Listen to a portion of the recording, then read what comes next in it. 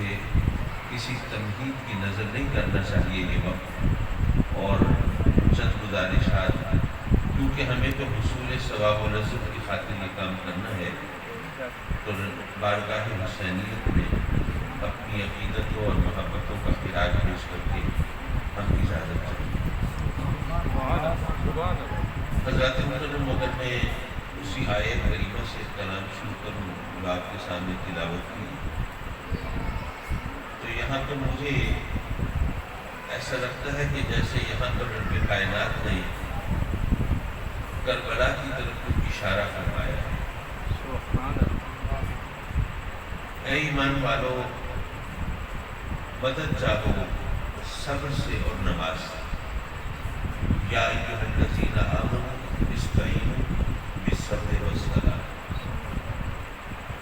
اے ایمان والو، مدد چاہو صبر سے اور نماز سے۔ آگے فرمایا ان اللہ مع الصابرین، کیونکہ اللہ صبر کرنے والوں کے ساتھ ہے۔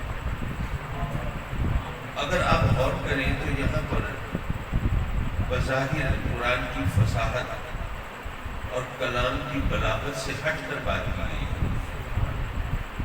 جب کہا کہ اے ایمان والو مدد چاہو صبر سے اور نماز سے، تو کلام و بیان کی روانی کا تقاضا یہ تھا کہ آگے کہا جاتا کہ اے ایمان والو تم مدد چاہو صبر سے اور نماز سے، کیونکہ اللہ صبر کرنے والوں اور نماز پڑھنے والوں کے ساتھ ہے۔ لیکن اگلی آیت کے اندر نماز کا ذکر بول ہو گیا، فرمایا کیونکہ اللہ صبر کرنے والوں کے ساتھ ہے۔ حالانکہ نماز کی جو اہمیت ہے وہ ہم سب جانتے ہیں۔ ہمیں معلوم ہے کہ نماز مومنوں کی معراج ہے، ہمیں پتہ ہے کہ نماز جنت کی کنجی ہے، ہمیں پتہ ہے کہ نماز دین کا سکون ہے۔ ہم جانتے ہیں کہ نماز میرے آقا کریم صلی اللہ علیہ وسلم کی آنکھوں کی ٹھنڈک ہے، اور ہمیں یہ بھی معلوم ہے کہ نماز کافر اور مومن کے درمیان فرق ہے، اور ہم یہ بھی جانتے ہیں کہ قرآن میں سب سے زیادہ تاکید نماز کی، اور قیامت کے دن سب سے پہلے سوال نماز کے بارے میں ہوگا۔ تو جب نماز کی اہمیت خود قرآن نے اجاگر کی ہے اور اسلام نے ہمیں بتائی ہے، تو ایسے میں نماز کے ذکر سے ادھر ادھر ہو جانا قرین قیاس نہیں ہے۔ یہ کیسے ہو گیا؟ تو رب کائنات نے فرمایا اے ایمان والو مدد چاہو صبر سے اور نماز سے، تو چاہیے تو یہ تھا کہ آگے کہا جاتا کہ کیونکہ اللہ صبر کرنے والوں اور نماز پڑھنے والوں کے ساتھ ہے، لیکن نہیں، آگے فرمایا کیونکہ اللہ صبر کرنے والوں کے ساتھ ہے۔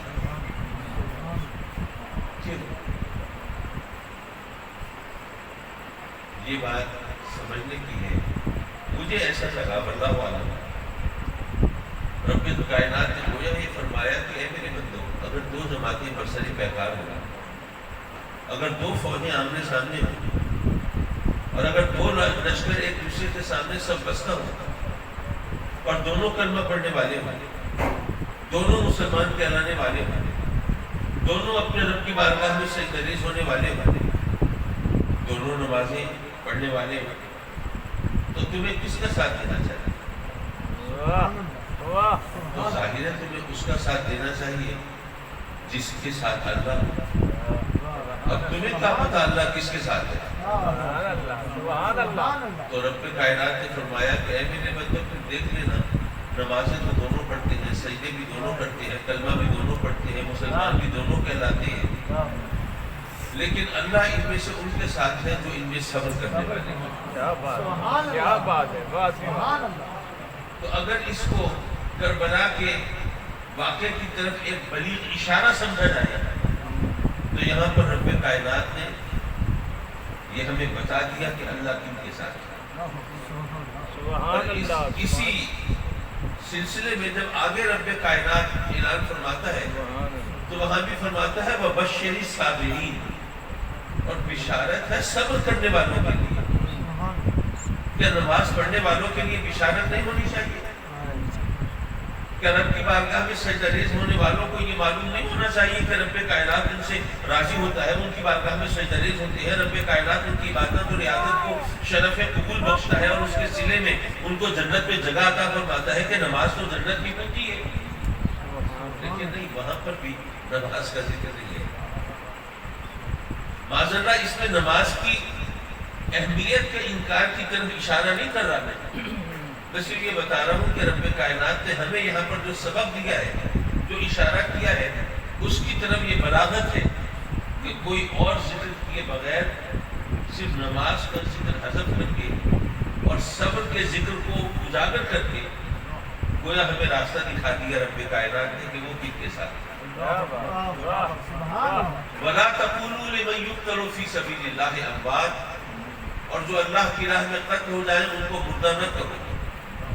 مولا تیرا حکم سراکوں پر بالکل نہیں کہیں، اور مولا ہم جانتے ہیں کہ یہ فصاحت و بلاغت کا تقاضا ہے، یہ ایٹیکیٹس ہے، یہ مینرز ہے، یہ گفتگو کرنے کا سلیقہ ہے، طریقہ ہے کہ دیکھیے اگر یہاں کوئی آنکھوں سے معذور ہو اور بچے اس کو اندھا اندھا کہیں تو ظاہر ہے کہ بچوں کو ڈانٹ ڈپٹ کی جائے گی، بیٹے بری بات ہے، کسی کی کمزوری کا مذاق نہیں اڑاتے، آپ کو کسی نے بات کرنے کا سلیقہ نہیں سکھایا، اس طرح اندھا اندھا کر کے نہیں چھیڑتے، نہیں بات کرتے۔ اسی طرح اگر کوئی لنگڑا ہو اور بچے اسے بے ساکی کھینچ کے بھاگے اور اس کو لنگڑا لنگڑا کہہ کے چھیڑے تو ان کو بھی سرزنش کی جائے گی، تنبیہ کی جائے گی، بیٹے آپ کے والدین نے آپ کو کچھ نہیں سکھایا، یہی تمیز ہے، یہی سلیقہ ہے، آپ گھر میں یہی کچھ سیکھ کے آتے ہیں۔ تو مولا اس طرح اندھا اندھا کہنا صحیح نہیں، اس طرح لنگڑا لنگڑا کہنا اچھا نہیں، تو جو تیری راہ میں جنہوں نے جان دی ہے، تیرے نام پہ سر کٹایا ہے اور تیری خاطر جنہوں نے موت کو گلے لگایا ہے، مولا ان کو بھی مردہ نہیں کہنا چاہیے، یہ گفتگو کا سلیقہ ہے، قرینہ ہے، طریقہ ہے، ہمیں اس کا لحاظ رکھنا چاہیے۔ یہاں تک تو بات ٹھیک ہے، پھر فرمایا بل احیاء، وہ تو زندہ ہے، مولا یہ بات پہلے نہیں پڑی، وہ زندہ ہے، یہ بات سمجھ میں نہیں آئی، ان کو مردہ نہ کہو، یہ بات تو سمجھ میں آتی ہے، کیونکہ یہ گفتگو کا ایک طریقہ ہے، یہ سلیقہ ہے، بات کرنے کے آداب ہے۔ جیسے میں نے کہا کہ کوئی آنکھوں سے معذور ہو اسے اندھا اندھا نہیں کہنا چاہیے، کہنا تو نہیں چاہیے لیکن وہ اندھا ہے تو صحیح، جو ٹانگوں سے لنگڑا ہے اس کو لنگڑا لنگڑا کہنا نہیں چاہیے لیکن وہ لنگڑا ہے تو صحیح۔ تو مولا پھر جو تیری راہ میں جان دی ہے، جس نے تیری خاطر سر کٹایا ہے، اسے مردہ مردہ نہیں کہنا چاہیے لیکن وہ مردہ ہوگا تو صحیح، لیکن وہ فرماتا ہے کہ بل احیاء، وہ تو زندہ ہے۔ مولا یہ بات سمجھ میں نہیں آئی، سر تو قلم ہو گیا پھر بھی زندہ ہے، دھڑکنیں رک گئی تب بھی زندہ ہے، نبضیں معدوم ہو گئی پھر بھی زندہ ہے، سانس کی آمد و رفت منقطع ہو گئی پھر بھی زندہ ہے۔ مولا یہ بات کچھ سمجھ نہیں آئی۔ اس کا جس خوبصورتی سے قرآن مجید نے جواب دیا ہے کہ قرآن کی فصاحت کا معجزہ ہے۔ فرمایا وَلَٰكِن لَا تَشْعُرُونَ، اے میرے بندو اگر ان کی سانس چل رہی ہوتی تو کیا مجھے بتانے کی ضرورت تھی کہ اگر ان کی کا دل دھڑک رہا ہوتا تو مجھے اس وضاحت کی ضرورت تھی کہ یہ زندہ ہے؟ یہ تو اس طرح زندہ ہے کہ تمہیں ان کی حیات کا شعور نہیں ہے۔ اور حضرات مکرم یہاں پر اگر آپ غور کریں تو ایک اور مسئلہ بھی ہے، جب ہم آقائے جہاں سرور کائنات پورے مجسم صلی اللہ علیہ وآلہ وسلم کی، دیگر انبیاء کی اور پھر اس کے بعد اولیاء کی حیات بعد مواد کا، خبر میں زندگی کا ذکر کرتے ہیں اور اس کے لیے دلیل کے طور پر شہداء کی زندگی کا ذکر کرتے ہیں اور آیت پڑھتے ہیں، اور صرف وَلَا تَقُولُوا کی تو بات نہیں ہے، وَلَا تَحْسَبَنَّ الَّذِينَ قُتِلُوا فِي سَبِيلِ اللَّهِ أَمْوَاتٌ، جو اللہ کی راہ میں قتل ہوئے، رب کائنات نے فرمایا کہ ان کے بارے میں گمان بھی نہ کرو کہ وہ مردہ ہے، یہ خیال بھی تمہارے ذہن سے نہ گزرے کہ وہ مردہ ہے، بل احیاء عند ربهم یرزقون، ارے وہ تو زندہ ہے، اپنے رب کے ہاں ان کو رزق بھی دیا جاتا ہے۔ اگر تم یہ سمجھتے ہو کہ اگر زندہ ہے تو کھاتے پیتے بھی ہوں گے، اس لیے تمہیں بتایا جا رہا ہے کہ اپنے رب کے ہاں ان کو رزق بھی دیا جاتا ہے۔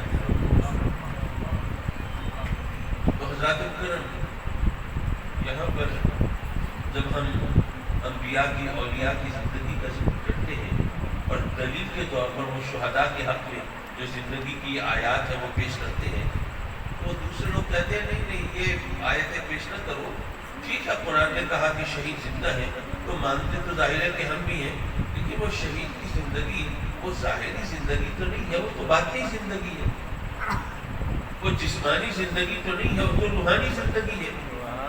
کوئی دنیاوی زندگی تو نہیں ہے، وہ تو برزخی زندگی ہے۔ تو اس لیے شہید کے حق میں جو آیتیں نازل ہوئی ہیں ان کو آپ اس طرح سے بیان نہ کریں، اس سے آپ کا مقصد حل نہیں ہوتا۔ اب ہمارے اکثر لوگ بیچارے خاموش ہو جاتے ہیں، ان کو کیا کہیں۔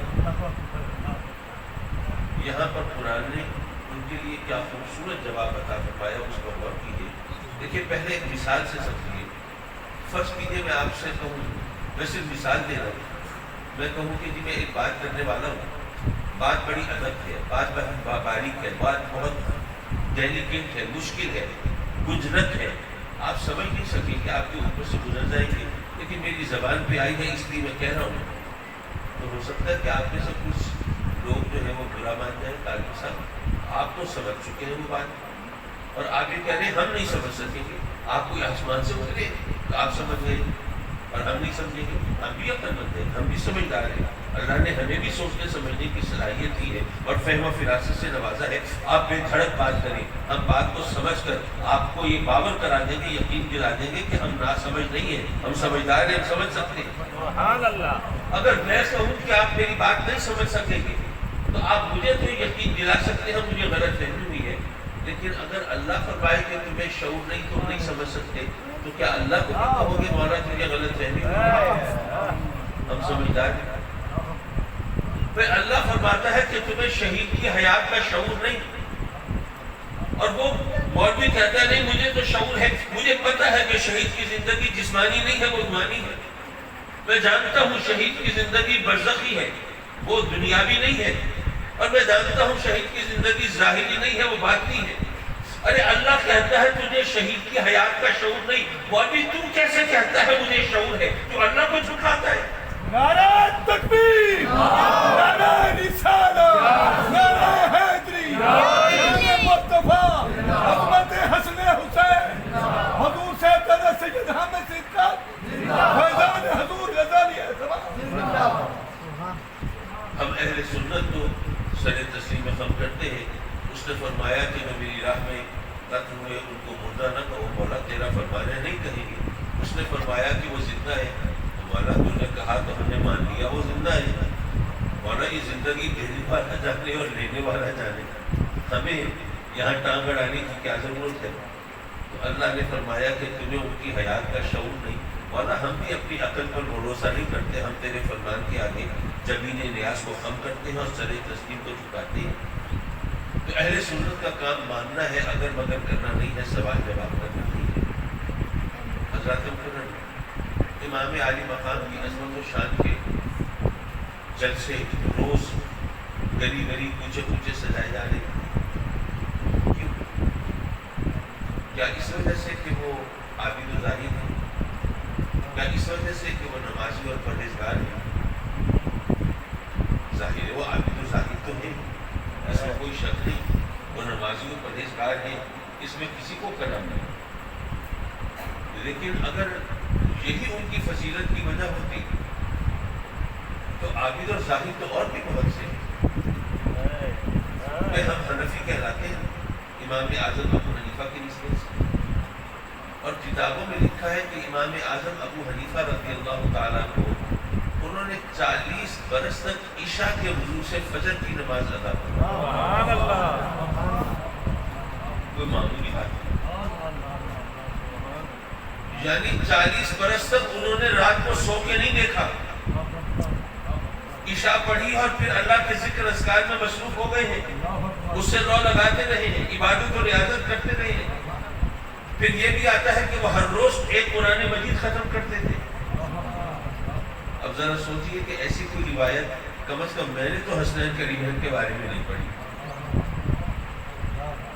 تو وہ عابد و زاہد تو ہے، لیکن اگر صرف عبادت اور زہد کی بات ہو، اگر تقوی و طہارت کی بات ہو، اگر پارسائی کی بات ہو، تو ظاہر ہے کہ امت میں اور بھی بہت سی ہستیاں ہوتی ہیں، اور بے شمار اولیاء، اصفیاء، اصفیاء، عارفین، کاملین ایسے گزرے ہیں جن کے بارے میں اس قسم کی باتیں ہیں۔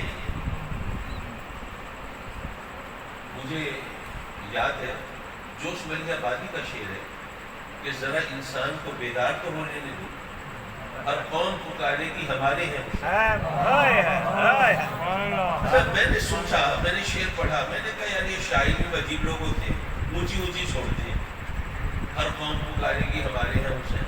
भाई मुसलमान तो हुसैन को कहते हैं अपना कि वो हम नवासे रसूल है, जिगर गोशे बतूल है, हमारे यकीन के मुताबिक वो जन्नत के नौजवानों के सरदार है, अल्लाह ने उनको बड़ा मकाम दिया है। लेकिन किसी सिख को क्या पड़ी कि वो हुसैन को अपना करे? कोई हिंदू, कोई यहूदी, कोई मजूसी, कोई ईसाई नसरानी वो हुसैन को अपना क्यों कहेगा? वैसे ही शायद ऊंची ऊंची छोड़ते रहते हैं खामखा। लेकिन जब मैंने इसके मफहूम की गहराई को पहुंचने की कोशिश की तो जो कुछ मैं समझा वो मैं आपसे शेयर कर लेता हूँ। देखिए अच्छाई और बुराई के दो पैमाने।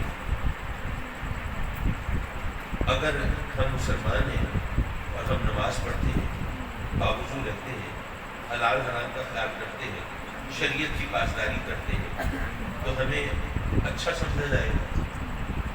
लेकिन मुसलमान अच्छा कहेंगे, क्या इस बुनियाद पर आपको हिंदू भी अच्छा कहेंगे?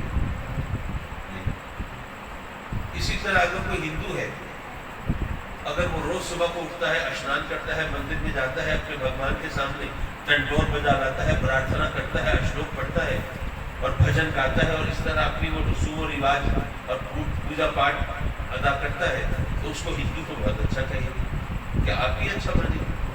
क्या यहूदी और नसरानी भी उसे अच्छा कहेंगे? इसी तरह अगर कोई क्रिश्चियन है, ईसाई है, हर इतवार को चर्च में जाता है, वो अपने प्रीस्ट का, अपने पादरी का सेरिमन, उसका खुतबा बड़े गौर से सुनता है, उस पर अमल करने की भी कोशिश करता है और एक अच्छे ईसाई की उनके नजदीक जो भी क्वालिटीज हैं वो उनको अपनाने की कोशिश करता है, तो ईसाई तो उसे अच्छा कहेंगे। लेकिन क्या बाकी मजहब के मानने वाले भी उसे अच्छा कहेंगे? बताइए, चला कि अच्छाई का वो मेयार है जो मजहब की बुनियाद है। लेकिन अच्छाई का एक और पैमाना है, वो क्या है? अगर कोई सच बोलने वाला हो तो उसको अच्छा कहने के लिए क्या कलमा पढ़ने की जरूरत है? कोई यहूदी हो, नसरानी हो, कोई सिख हो, कोई हिंदू हो, कोई किसी भी मजहब का पैरोकार हो, लेकिन सभी मानते हैं कि